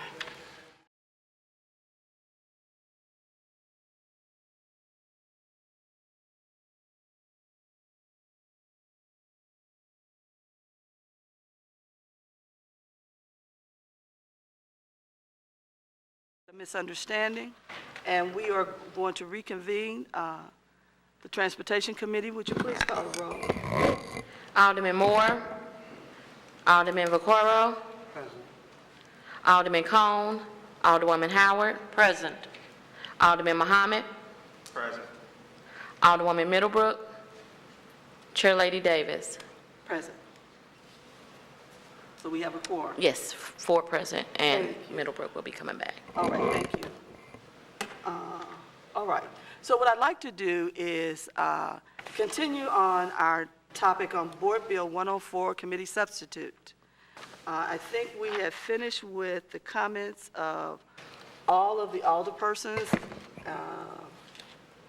The last person was Alderwoman Middlebrook. She had no questions or comments.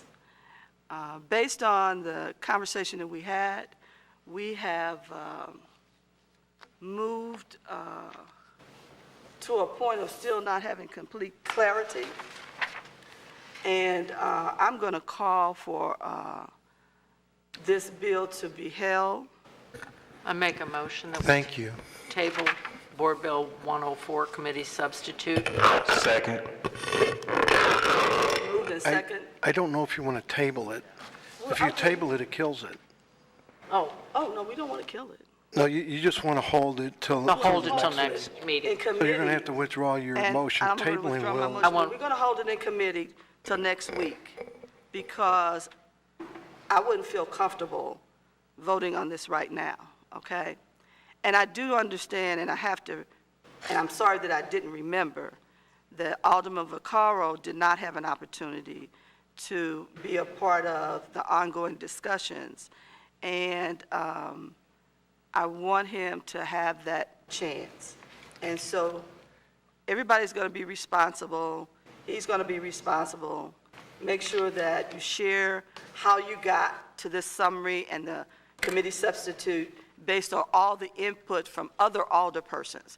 Because I know you took a lot of time with this, probably 3 weeks or more, and we will respect all the input that has been given, but I think it's only fair that we let Alderman Vaccaro have that opportunity.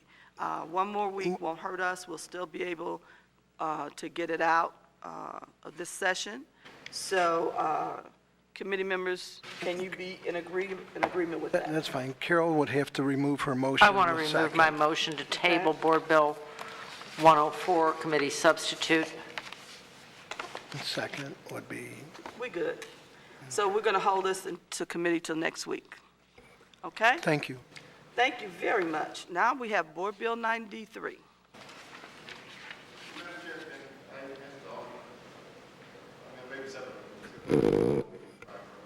Yeah, I was out busy having a heart attack and bypass surgery, so I tend to have missed the meetings.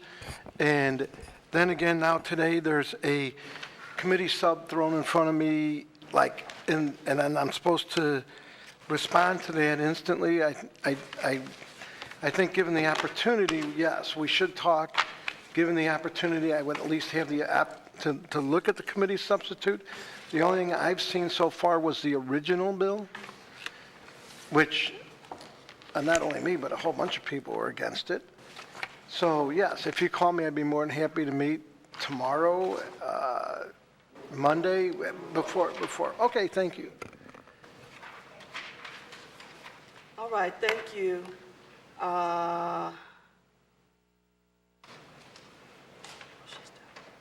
Okay, so now we have before us Board Bill number 93, and we'll let the sponsor continue. One of the things I wanted to ask before we started, I know that we had a few people that had some suggestions for amendments to the bill. Were any of those forwarded to you?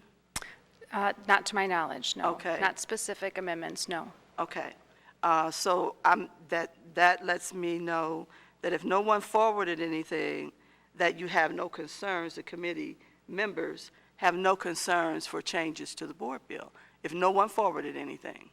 There were no specific changes or committee substitutes that I'm aware of. Oh, I was just going by what was said in the 2 committee meetings. Correct. Yeah. If someone did forward something and I missed it, please let me know, but I did go through my emails and I was unaware of something specific. Of course, every once in a while we do miss an email, but I didn't receive anything to my knowledge that requested a specific change. Okay. Well, I know I did send reminders out twice. Thank you. Okay. All righty. So let's move forward. Thank you, Madam Chairwoman. I want to thank the chairwoman, obviously, and the committee for committing to come back in the room, especially after the misunderstanding that we had regarding quorum, to hear this bill. This is a bill that has seen a lot of public discourse and a lot of media attention associated with it, because what Board Bill 93 does do is provide a clear path for public input in the event that the city decides to move forward with the privatization of our city's largest asset, our city airport, St. Louis Lambert. And with that, there was some concern about providing a date. What we didn't do is provide a specific date or timeline, and that really gives flexibility to anyone who has a proposal to move forward with the privatization of the airport rather than boxing them in. What all this bill actually does is stipulates that there will be a vote prior to a contract being signed to privatize our airport. As we just saw, we just passed a bill that provided a significant lease of one of our terminals, and we did that with a private entity. We are able as a city to privatize many aspects of our airport without a full-blown privatization proposal. But if we do move forward with the handing over of the airport operations in its entirety to a private entity, Board Bill 93 recognizes and provides that the public will have input by way of a public vote on that matter. That's really all it does. And with that, I think we've heard this bill many, many times. I've spoken at length about it, not only to this committee, but in public, in op-eds and other things. I'm happy to answer questions. I could describe more if the chairwoman would like, or I could just go ahead and accept questions.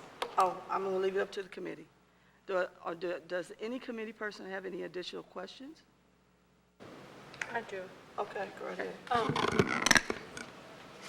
Alderwoman, as we just saw previously in Board Bill 190, whichever it was, but anyway, the privatization of the lease terminal. Is there a provision in this that there's a tipping point, say, they decide to lease another section and another section and another section? So will each one of these have to go before the voters? Absolutely or is it not. just if they decide to privatize a certain portion of the airport? So leasing big portions of the airport, even the operations of the airport itself, there are municipalities that do engage the public sector and the private sector expertise in operating the airport. Those are partial privatizations, even though they're almost full-blown. Really, the only time this would be applicable is in full privatization that is under the FAA guidelines. All those other leasing agreements don't go before the FAA. They only come before us and other entities obviously involved. But this would only be applicable in the full privatization of the airport. And that is something, again, that only 2 airports in the United States have even attempted. Out of 457 municipal airports, this is would be a very rare instance, and one that would be unique almost to the city of St. Louis. If we move forward with that full-blown process, then we would have a public vote. But all these leasing of the terminals and other things, the concessions, and many of those other aspects would not fall under this category. So basically, we could continue to chip away, this is a substantial portion of the airport that we let today. Absolutely. So we could continue along that path and not have to have a vote. That's absolutely until correct. we said we're going to turn it over, the management basically Correct. over. And if we were to turn it over to a private entity, we would no longer have hearings like this about some of these aspects, because we would be handing over the full operations of the airport. We would hold a triple net lease, basically. Yep, and we would no longer have these types of hearings. But leasing a terminal is not that situation, and we will continue to obviously have hearings on the bonding and other issues and other things pertaining to our airport. Okay, I was just wondering if there was a point where this would come into play, where it incrementally, if we, like I said, we piecemeal out all the time on the airport. Yep, it's only and that technically, full-blown we really don't aspect. have much, almost 98% of the airport's leased. Yeah, it's To only that private full-blown entities. aspect, yeah, exactly. In other So words, if we got rid of Ms. Humberbergy Rhonda Hamnabrugi? Yeah. Hamnubrugi. And we'll substitute a private leasing firm, that's when this would come into play. Correct. Okay. It's that full-blown approach, and I know that there could come back from the consultant recommendation to privatize many aspects of the airport. If that were the case, that would not fall under this. This is only that full-blown privatization piece, such as we saw in New York and such as we saw, which reverted back to public ownership, and such as we have seen in Puerto Rico. Those two very unique situations, again, 2 out of 457 publicly owned airports in the country, that is the only situation in which we would And ask the Chicago public. also had a, They had a but it proposal. fell back, yeah. But it It didn't fell go back, through, yeah. right. So again, and Chicago, by the way, had a path for public input, and that's very similar to what we're providing for here. okay, Yeah. thank you. I appreciate that clarification, because there is a lot we can do without going to the public, even under this board bill. Okay, anyone else have any questions? Okay. A couple of things that we have been discussing and is currently in writing, just as the current operating agreement we have with Fly 314 in this process. This city of St. Louis still always has control.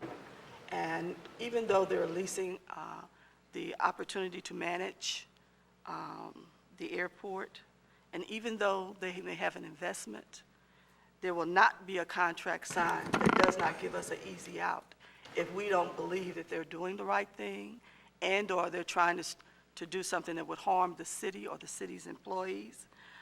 These things are done with many different kinds of companies, and there's never been anything major that I know of that's taken anything away from anyone.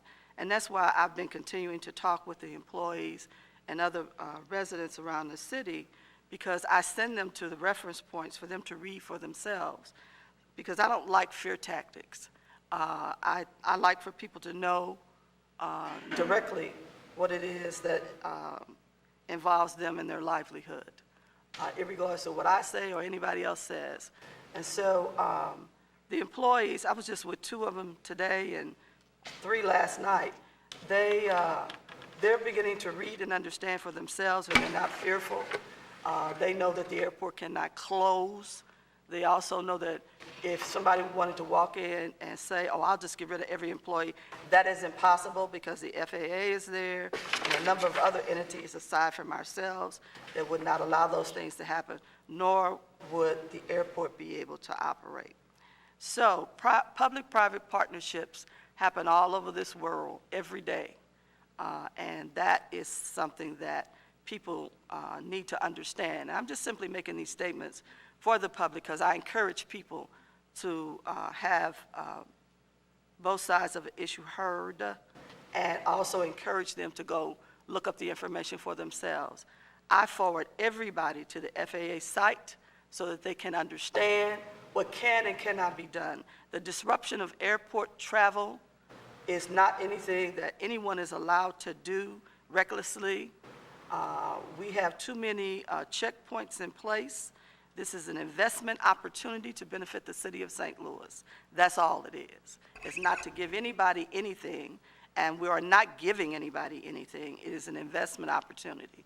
And hopefully, somehow, some way, we will look at other facets of the city of St. Louis, and most especially some of the assets that we have that we're not using appropriately, to bring this city to a higher level of efficiency. And we actually do introduce these things in the near future. So what I'd like to do is, I'm going to ask again, is there any committee person that has any questions or anything? Go right ahead. Not so much a question. Go right ahead. I don't really think there's a lot of substance to the bill, but No, it is. I'm going to vote, let it go to the full floor so that everybody has a chance to weigh in. I'm not going to try to force a way to hold this in committee, let the full board. I'm just giving you my comment. I think change should be made, by changing the city charter.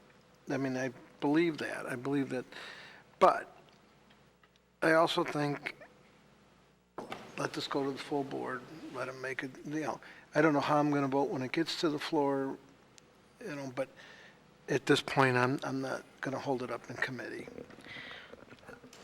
Okay. Well, I do understand where you are. There's probably the best statement I've heard all day is there's not any substance to the bill. Right. It's so vague. It doesn't even, people don't even know what it is they're voting on because we don't have any information yet. So the expiration process, which is all we're doing now, has not concluded any point of reference to what may or may not happen. And so it would be better if the public had more information to vote on. But we don't have that yet. And we're probably at least a year, well, we know we're at least a year away, probably a little bit more, before we'll be in a position to even discuss what a decision would be. So, Madam Chairwoman? I appreciate that. Yes, ma'am. It was just reported recently that our budget director, Paul Payne, was reported earlier this week on KMOV saying that we could know within a couple of months, actually. And that is absolutely not true. Okay, he's the chairman of that I know exploration that, committee. and he knows he made a horrible mistake. We haven't even finished setting up the structure yet to put the information in.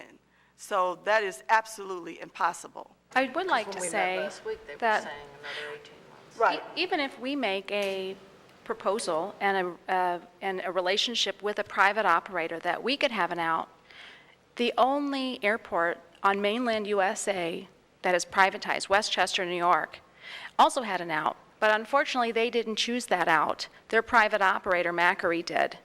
And they abandoned ship.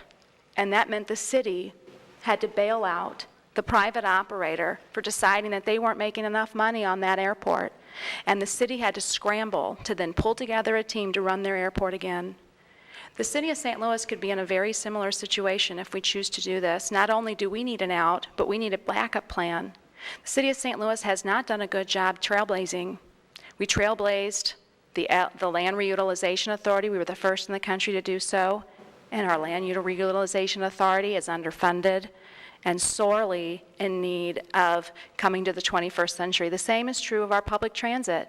We trailblazed the Metrolink. We were one of the first in the country to build a line, and we are sorely behind almost every other major city in the developed world as far as public transit goes. So the city of St. Louis, as much as it hurts me to say so, does not have a very good track record at trailblazing, especially when it comes to transit issues. And I would hate to see the city of St. Louis trailblaze in the privatization of airports and fail. Man, I guess, I think it should go before the people. My other question is, there's a lot of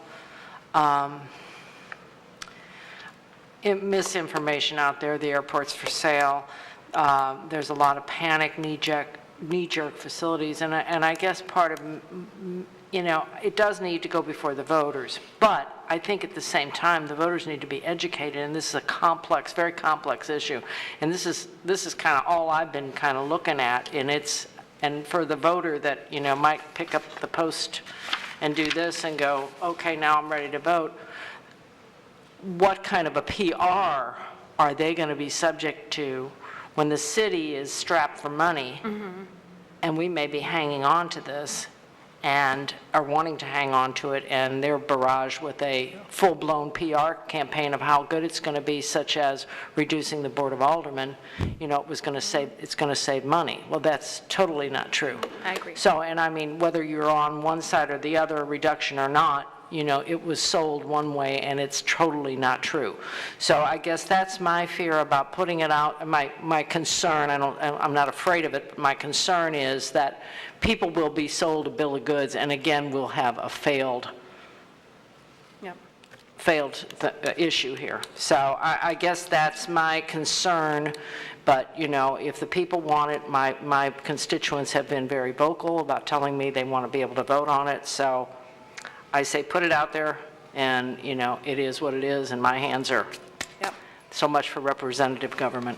So, We do a lot of representative government. We just passed 3 bills here today. I was glad to see that those. actually are in essence leasing They the are airport. necessary, absolutely. And so I share your concern, the PR effort. I hope that, given that the current consultants, it's my understanding, are being paid almost $1 million a month, they could find enough money in that budget to educate the public well enough to be able to cast a vote. We don't have issues I'm sure they this will. big. Yeah, and they may, but you're right, and that is a concern. But I don't think that should prevent the public from being able to weigh in on this, like they had the opportunity in Chicago and other places. So with that, I'll take further questions, but I do share your concerns there. Would you be willing to put the correct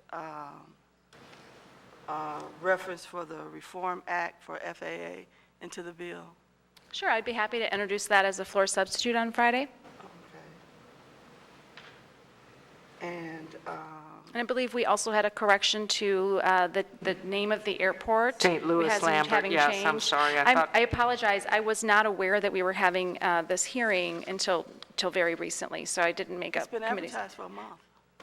I didn't realize this was on the agenda. There's been a lot of changes with regards to Yeah, what's been going. unfortunately, we've had a mess. How Yeah, about that? that's true. And I apologize, there's been some miscommunication here, so I will get those 2 changes made for a floor substitute for Friday. They're very minor, but I agree they should be implemented. Well, And one would of the- just, if I had, like I said, I believe do whatever, get it out, but would it it shouldn't make any difference as far as getting it out during this session if, since we're doing 104 on Tuesday, or whatever day coming up very shortly. Well, I'll have to poll the committee and see when we can get a quorum. Okay, Sometimes so you'd rather just get it out on the floor and do it that way? Okay. Let's just I'm do fine. it. Yeah, I'm fine, I just, okay. So the other thing I have here very quickly is, here where it says shall, on page 3 and line 9, shall the city of St. Louis lease, sell, or transfer either in whole or part? Can we take the word sell out? That's not even possible by law to sell the airport. Well, It's not if we an take option. sell, we'd have to take transfer out. Yeah, I mean, I think. Well, it's not available even. Well, by that's law. what I'm saying. If we take Well, sell, since transfer it would isn't also come available, out. I don't think it would be applicable. I think it might make, I would feel more comfortable if it is with the acknowledgement that that's not on the table, just in future, Oh, but no, you're no, right. no. If you want this bill, you can't, how are you going to Can't. reference something for somebody to vote for as understanding when it's not even possible? So that's not a consideration. Because by law, you cannot sell or transfer the airport. It would take a charter change. Yeah. I would agree to a committee substitute, a floor substitute on Friday that would amend this language in that way.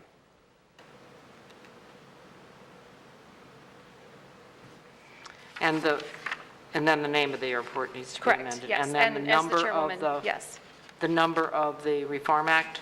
yes. Those are the 3 changes that we can make, that I would be happy to make.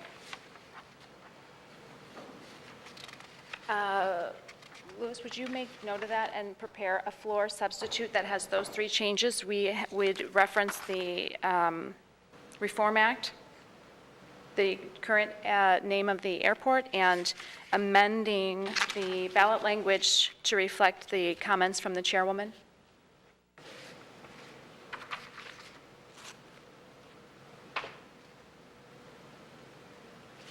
Yeah, because if you, excuse me, Alderwoman, if you look at line 17, you only mention line 17 and 18, potential privatization or long-term lease, and you don't really reference sale anywhere else, and that's why, I think that.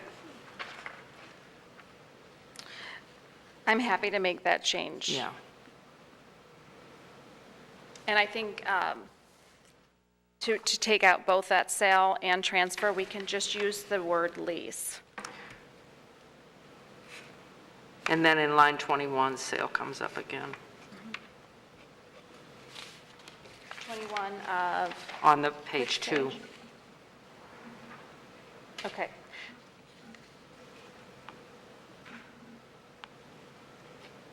Okay, I'm happy to make those 2 changes, and if we could scrub this, just to make sure that if that is, say that again. Sure. Okay. So what we'll do is, we'll take those words out of those 2 places, and we'll look through the bill to see if they are referenced anywhere else. Line and we will- 19, page 3. Yeah, we will do that. All right. So you have my commitment that we will look through the bill to reflect those changes consistently throughout it. Okay. Okay, and I know people just need to say things the way they need to say them in order to get their point across, but this is a public-private partnership. It's not privatization, it's a public-private partnership because the city is still involved, and we have a contract that they have to work with us daily as well. So that's a public-private partnership. I do agree that it could be described as such. I think the word privatization came from when we originally applied for the program. It was described by the federal government as the airport privatization pilot program, and therefore we adopted that term because that was what was described by the FAA as the program itself. And so, but I do agree it could be described as a public-private Now, I think partnership. you'll see it in the new legislation. Well, here's what she is actually what they're voting on. Shall the city, the proposal is, shall the city of St. Louis lease, either in whole or part, as the case may be, Lambert St. Louis International Airport pursuant to FAA Airport Privatization Pilot Program 49, make sure those numbers are right, too. Well, Yeah. That's true. So,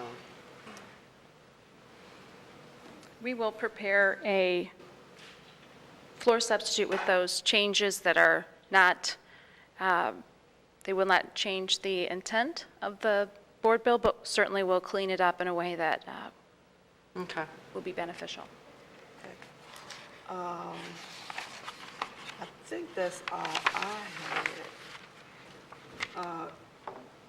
Did I give you a chance to speak? I'm sorry. All right, I just don't know. What happened? I lost him. Well, we have enough. It appears he's coming back, but I still have a quorum. And so I may not wait for him.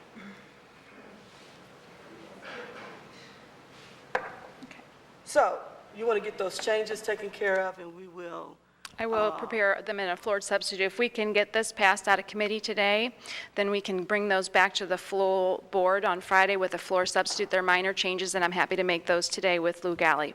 Now, I would prefer to bring it back when we bring back 104. With all due respect, this is the 6th time we've heard it, and none of these changes are very significant. We've outlined them very clearly. We're going to change the name of the airport. We are going to change the reference to the Reform Act, and we are going to remove the word sale and transfer. Those are the 3 changes that we're going to make, and they're fairly minor, and I feel confident in our council that can make them without changing anything else to the bill. And so we can introduce that as a floor substitute on Friday. Well, it would actually get second read, and Sure, yeah, then that's you would right. have to ask to suspend, and I don't think, I don't care either way. I don't think it slows it down to wait, but I'm good with whatever, so. I don't think we need to rush it on Friday, but if we could just get it before the full board, and that way we can have the full board have a full week to really digest it, so they would have an opportunity to provide a fully informed vote the following week. Unless and I could be wrong, and I think Lou could answer this. If it's second read, and then it gets changed as a floor substitute, I think it slows your bill down. I think because you can't do the floor substitute and then vote, I think. I'm good either way. I don't know if it slows it down or not. I almost think Slow it down? you would It have does enough slow it time. down. I would think, and I would ask Lou, why don't you come up, and I got, so I'm just thinking that, so let's just say if we held it, and you got my commitment that I'll vote it out, So, That would mean that at the next meeting, it would be second read, you could suspend the rules to perfect it, and at the next meeting, you could final pass it. I think if you do it the other way, I think it slows it down. I could be wrong, but I'm not that up on the procedure. I think you might want to think either way. But I will give you my commitment that I will vote. So, Lou, question, I got questions for oh, Lou. you got a question, sir? Well, for Lou. Oh, okay. You want to go up that way? Thank you. I just want to know, procedurally, is it better to present a clean board the week after, so it could be second read and then perfected? Or does it have to be second read, then perfected, but then if you put in the committee substitute, does that prevent you from making another jump up to final pass it? Which way does it slow it down, or what's it do? Alderman, I cannot tell you that for sure. That was what I was expressing to the Yeah, I'm not chairwoman, sure. saying that I do have procedural questions about that, about moving forward after a floor substitute, or if you would have to wait to do a floor substitute until perfection. I don't think that you could do it. I'm sorry, I don't think you can do it at second reading, but I'd have to confirm No, that. you can't. Let's see, hey, Cara. So here's what I'm going to propose, so that it can take place, it can move forward, because I'm glad he brought that up. I wasn't thinking on that line. And so I'll take a motion on a vote. I'll take a I motion. move to put Board Bill 93, and we're not as amended, right? No. Okay. Before the Transportation Committee for a vote? Do I hear a second? I think Alderman Vaccaro, did you say Well, second? I'd like to hear from the sponsor one last time. Okay, there's a motion. Well, there's a motion, so, and if it's seconded, then we take a vote. And that's just, I haven't heard a second yet. Yeah, and then that way It's your we can call, do- it's your bill. we can do floor substitute. I believe it's the call of the chairwoman, so, but. No, yeah. it's your call. I mean, I'm gonna, if you want to try and do a Be floor happy sub, to I do think it, I'd be happy to do a committee substitute. I'd be happy to do it anyway. Yeah. I think So, you but end the up, changes are small, so we can do them today, we can introduce them. However, I will defer to the chairwoman on this you matter. can't do a committee I'm glad he substitute brought it up, today. 'cause I hadn't thought about it. You can, Okay. So did I hear a second? For what is the motion? Oh, I don't I'm know. not. I made a motion to put Board Bill 93 before the committee, Transportation Committee, for a Did I hear vote second? with a due pass recommendation. well, it's going to have, well, I'll second. It's going to have a second or it dies. Okay, it's been moved and second. That's why I kept saying it. Yeah, I couldn't otherwise say it dies. anymore. Well, otherwise it dies. You're all putting me asleep. Gosh, okay. So you call the roll, please. Alderman Moore, Alderman Vaccaro, Aye. Alderman Cone, Alderwoman Howard, Aye. Alderman Muhammad. Alderwoman Middlebrook. Alderwoman Davis. No. 2 aye votes and 3 no votes. Okay, the board bill fails. Any other business that any committee people need to talk about? Hearing none, we'll schedule a meeting. I will ask for your availability so that we can talk about board bill 104. I would like to, Yes, okay. Thank you. Thank you.